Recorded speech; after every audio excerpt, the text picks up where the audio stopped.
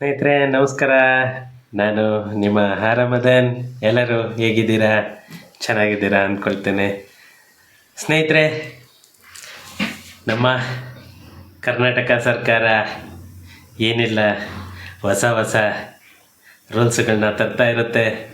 ಯಾವುದೇ ಡಿಪಾರ್ಟ್ಮೆಂಟ್ ಆಗಲಿ, ಬರೀ ರೆವಿನ್ಯೂ ಡಿಪಾರ್ಟ್ಮೆಂಟ್ ಅಂತ ಇಲ್ಲ, ಪ್ರತಿಯೊಂದು ಡಿಪಾರ್ಟ್ಮೆಂಟಲ್ಲೂ ಕೂಡ ಹೊಸ ಹೊಸ ಸಮಾಚಾರ ಬೇಕು ಅಂತಂದರೆ ನಮ್ಮ ಚಾನಲನ್ನು ಸಬ್ಸ್ಕ್ರೈಬ್ ಮಾಡ್ಕೊಳ್ಳಿ. ಪ್ರತಿದಿನ ಹೊಸ ವಿಡಿಯೋದೊಂದಿಗೆ ನಿಮ್ಮ ಮುಂದೆ ಬರ್ತಾ ಇರ್ತೇನೆ. ಹೊಸ ಹೊಸ ಅಪ್ಡೇಟ್ಸ್ ನಿಮ್ಮ ಮುಂದೆ ತರ್ತಾ ಇರ್ತೇನೆ. ಈ ಥರ ಹೊಸ ಸುದ್ದಿಗಳು ನೀವು ಕೇಳಬೇಕು ಅಂತಂದರೆ ನನ್ನ ಚಾನಲನ್ನು ಸಬ್ಸ್ಕ್ರೈಬ್ ಮಾಡ್ಕೊಳ್ಬೇಕು. ಹಾಗೆಯೇ ಇನ್ನೊಂದು ವಿಡಿಯೋನ ಕೊನೆವರೆಗೂ ಸ್ಕಿಪ್ ಮಾಡದೆ ನೋಡಿ ಅಂತ ಹೇಳ್ತಾ, ಟೈಮ್ ವೇಸ್ಟ್ ಮಾಡೋದು ಬೇಡ, ನಾವು ವಿಡಿಯೋನ ಸ್ಟಾರ್ಟ್ ಮಾಡೋಣ. ಇವತ್ತೇನಂತಂದರೆ ಫ್ರೆಂಡ್ಸ್, ನಿಮಗೆಲ್ಲ ಗೊತ್ತಿರೋ ಥರನೇ ಡಿಸೆಂಬರ್ 31ನೇ ತಾರೀಕುವರೆಗೂ ಇದ್ದಂಥ ಡೆಡ್ಲೈನ್ ಇವಾಗ ಮತ್ತೆ ಎಕ್ಸ್ಟೆನ್ಷನ್ ಆಗಿದೆ. ಅದು ಬಂದುಬಿಟ್ಟು ಜನವರಿ 31ರವರೆಗೂ ಯಾವುದೇ ರೇಷನ್ ಕಾರ್ಡ್ ನೀವು ತಿದ್ದುಪಡಿ ಮಾಡಬೇಕು ಅಂತಂದರೆ ನಿಮಗೆ ಜನವರಿ 31 ನೀವು ಮಾಡಿಫಿಕೇಷನ್ ಅನ್ನೋದನ್ನು ಮಾಡಿಸ್ಬೋದು.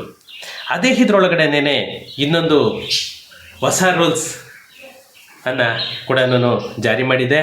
ಅದು ಏನಂತಂದರೆ ಫ್ರೆಂಡ್ಸ್, ನಿಮಗೆಲ್ಲ ಗೊತ್ತಿರೋ ಥರನೇ ಪ್ರತಿಯೊಬ್ಬರು ರೇಷನ್ ತೊಗೊಳ್ಬೇಕು ಅಂತಂದರೆ BPL ಕಾರ್ಡ್ದಾರರಿಗೆ ಹೇಳ್ತಿರೋದು ನಾನು. ರೇಷನ್ ತೊಗೊಳ್ಬೇಕು ಅಂತಂದರೆ OTP ಮುಖಾಂತರ ರೇಷನ್ ತೊಗೊಳ್ತಾ ಇದ್ರಿ. ನೀವೊಂದು ಎಲ್ಲೇ ಇದ್ರೂ ಕೂಡ ಯಾವುದು ಆಧಾರ್ ಲಿಂಕ್ ಆಗಿರುತ್ತೆ, ಅದಕ್ಕೆ ಒಂದು OTP ಬರುತ್ತೆ. ಆ OTP ಹೇಳಿದ್ರೆ ನಿಮಗೆ ರೇಷನ್ ಕೊಡ್ತಾಯಿದ್ರು. ಅದು ಒಂದು ಜಾರಿಗಿತ್ತು.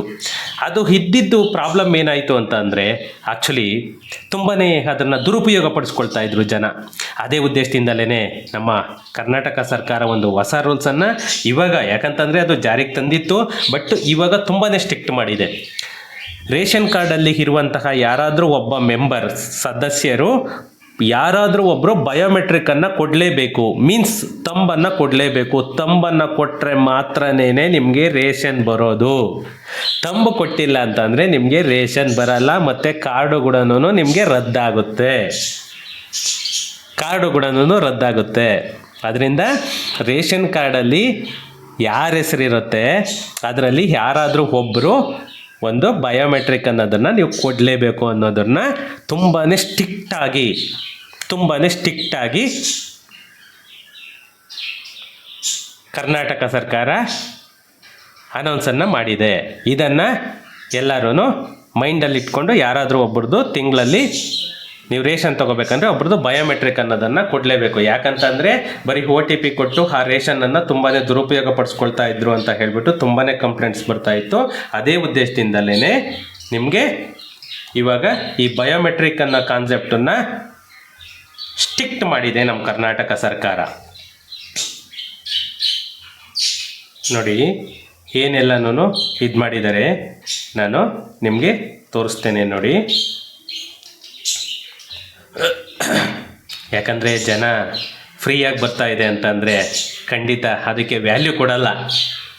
ಆ ಫ್ರೀ ಹಿಂದೆ ಸರ್ಕಾರ ಎಷ್ಟು ಎಫರ್ಟ್ ಆಗ್ತಾ ಇದೆ, ಎಷ್ಟು ಸ್ಪೆಂಡ್ ಮಾಡ್ತಾ ಇದೆ ಅಮೌಂಟು ನಮಗೋಸ್ಕರ ಅಂತ ಹೇಳಿಬಿಟ್ಟು ಜನ ಅದನ್ನು ಯೋಚನೆ ಮಾಡಲ್ಲ ಫ್ರೆಂಡ್ಸ್. ಯಾಕಂದರೆ ಒಂದು ಏನು ಗೊತ್ತಾ, ಪ್ರತಿಯೊಂದು ಫೆಸಿಲಿಟೀಸನ್ನು ಸಿಗಲ್ಲ. ಆ ಸಿಗೋದನ್ನು ಇದು ಮಾಡ್ಕೊಳ್ಳೋಕೆ ಹೋಗ್ಬೇಡಿ, ಅದನ್ನು ಒಂದು ಉಪಯೋಗ ಮಾಡ್ಕೊಳ್ಳಿ. ನೋಡಿ, ನಮ್ಮ ಮಾನ್ಯ ಮುಖ್ಯಮಂತ್ರಿಗಳಾದ ಸಿದ್ದರಾಮಣ್ಣ ಅವರು ಈ ರೇಷನ್ ಕಾರ್ಡ್ ಕಾನ್ಸೆಪ್ಟನ್ನು ತುಂಬಾ ಸ್ಟ್ರಿಕ್ಟಾಗಿ ಫಾಲೋ ಮಾಡಲಿಕ್ಕೆ ಹೇಳಿದ್ದಾರೆ. ಯಾಕಂತಂದರೆ ಇವ್ರು ಯಾವಾಗ ದುರುಪಯೋಗ ಪಡಿಸ್ಕೊಳ್ತಿದ್ದಾರೆ ಅದನ್ನು ಇದು ಮಾಡಿಕೊಂಡೇ ಇವರು ರೇಷನ್ ಕಾರ್ಡ್ ಯಾರ್ಯಾರಿದ್ದಾರೆ ಅವರು ಪ್ರತಿಯೊಬ್ಬರು ಕೂಡ ಈ ರೂಲ್ಸು ಫಾಲೋ ಮಾಡಲಿಕ್ಕೆ ಹೇಳಿದ್ದಾರೆ. ನೋಡಿ, ನಮ್ಮ ಜನ ಏನೇ ಮಾಡಿದ್ರು ಕೂಡ ಅದು ಬಿಡಲ್ಲ. ಇದೇ ಉದ್ದೇಶದಿಂದಲೇ ನೋಡಿ ಈ ಹೊಸ ರೂಲ್ಸನ್ನು ಸರ್ಕಾರ ತಂದಿರೋದು. OTP ಅನ್ನೋ ಕಾನ್ಸೆಪ್ಟ್ ಇದೆ ಅಂತ ಹೇಳಿಬಿಟ್ಟು ಜನ ಯಾರೂ ಇದು ಮಾಡೋಕ್ಕೆ ಹೋಗ್ಬಿಡಿ ಸ್ನೇಹಿತರೆ. ಒಂದು ಕುಟುಂಬದಲ್ಲಿ ರೇಷನ್ ಕಾರ್ಡ್ ಇದ್ದರೆ ಆ ಕುಟುಂಬದ ಸರ್ಕಾರದ ಹಲವಾರು ಯೋಜನೆಗಳ ಲಾಭ ಪಡೆಯಬಹುದು. ಇದರ ಜೊತೆಗೆ ನಮ್ಮ ರಾಜ್ಯದಲ್ಲಿ 5 ಗ್ಯಾರಂಟಿ ಯೋಜನೆಗಳನ್ನು ಕೊಟ್ಟಿರೋದಲ್ಲದೆ ಕಡ್ಡಾಯವಾಗಿ ರೇಷನ್ ಕಾರ್ಡ್ ಹೊಂದುವುದು ಕೂಡ ಅತ್ಯಗತ್ಯವಾಗಿದೆ. ಯಾಕಂತಂದರೆ ನಿಮಗೆ ಆ 5 ಫೆಸಿಲಿಟಿ ಸಿಗ್ತಾ ಇರೋದು ಕೂಡ ನಿಮಗೆ ಈ BPL ಕಾರ್ಡ್ದಾರ್ಗೆ ಜಾಸ್ತಿ. ಯಾಕಂದರೆ ಒಂದು ಗೃಹಲಕ್ಷ್ಮಿದು ಬರ್ತಿರೋದು BPL ಕಾರ್ಡ್ದಾರ್ಗೆ, ರೇಷನ್ ಬರ್ತಿರೋದು ಕಾರ್ಡ್ದಾರ್ಗೆ, ಆ ರೇಷನ್ ದುಡ್ಡು ಬರ್ತಿರೋದು BPL ಕಾರ್ಡ್ದಾರ್ಗೆ, APL ಅವ್ರಿಗೂ ಮತ್ತು ಇವರಿಗೂ ಯಾರೂ ಇದಿಲ್ಲ ನೋಡಿ. ಇನ್ನೂ ಒಂದು 5,000 ರೂಪಾಯಿ ಕೂಡ ಇದು ಕೂಡ ನಿಮಗೆ BPL ರೇಷನ್ ಕಾರ್ಡ್ ಇದ್ದವರು ಕೂಡ ಇದು ಕೂಡ ನಿಮಗೆ ಫೆಸಿಲಿಟಿನ ಕೊಟ್ಟಿದ್ದಾರೆ. ಇದು ಕೂಡ ಉಪಯೋಗ ಪಡಿಸ್ಕೊಳ್ಳಿ ಸ್ನೇಹಿತರೆ. ನೋಡಿ,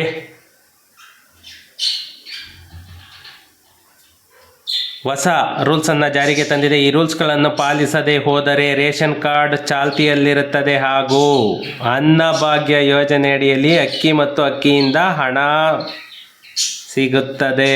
ಇದು ಮಾಡಿದ್ರೆ ಮಾತ್ರನೇ. ಆದ್ದರಿಂದ ರಾಜ್ಯ ಸರ್ಕಾರವು ತಂದಿರುವ ಹೊಸ ರೂಲ್ಸ್ಗಳು ಏನೇನು ಅಂತ ಹೇಳ್ತೇನೆ ನಿಮಗೆ. ಇವತ್ತು ನಮ್ಮ ಕರ್ನಾಟಕ ಸರ್ಕಾರ ಇಷ್ಟೆಲ್ಲ ಮಾಡಿದೆ ಅಂತಂದರೆ ಅದನ್ನು ನೀವು ತಿಳ್ಕೊಂಡು ಅದೇನು ಮಾಡಬೇಕು ಅಂತಂದೇಳಿ, ಒಂದು ಈ KYC ಯಾರ್ಯಾರು ಮಾಡಿಸಿಲ್ಲ ಅದನ್ನು ಹೋಗಿ ಇಮ್ಮಿಡಿಯೇಟ್ ಲಿಂಕ್ ಮಾಡಿಸಿ. ರೇಷನ್ ಕಾರ್ಡ್ ಹೊಂದಿದ್ದಂಥ ಕುಟುಂಬಗಳಿಗೆ ಈ KYC ಮಾಡಿಸಲೇಬೇಕು ಎಂಬ ಆದೇಶ ಮಾಡಿತ್ತು. ಇದು ಹಳೆಯದು. ಆದರೆ ಇನ್ನೂ ಕೂಡ ಯಾರೆಲ್ಲ ಮಾಡಿಲ್ಲ ಅವರ ಕುಟುಂಬದ ಸದಸ್ಯರ ಈ KYC ಮಸ್ಟ್ ಆ್ಯಂಡ್ ಶುಡ್ ಮಾಡಿಸಿ ಆಧಾರ್ ಲಿಂಕ್ ಮಾಡಿ. ಆವಾಗ ಮಾತ್ರನೇ ನಿಮಗೆ ರೇಷನ್ ಕಾರ್ಡು ದುಡ್ಡು ಅನ್ನೋದು ಬರೋದು. ಎಷ್ಟೋ ಜನ ದುಡ್ಡು ಬರ್ತಿಲ್ಲ ಅಂತಿದ್ದಾರೆ ಅಂತಂದರೆ ಅದು ಈ KYC ಆಗಿರಲ್ಲ. ಇದನ್ನು ಮಾಡೋದಕ್ಕೋಸ್ಕರನೇ 31st ಡೆಡ್ಲೈನ್ ನೀಡಿತ್ತು.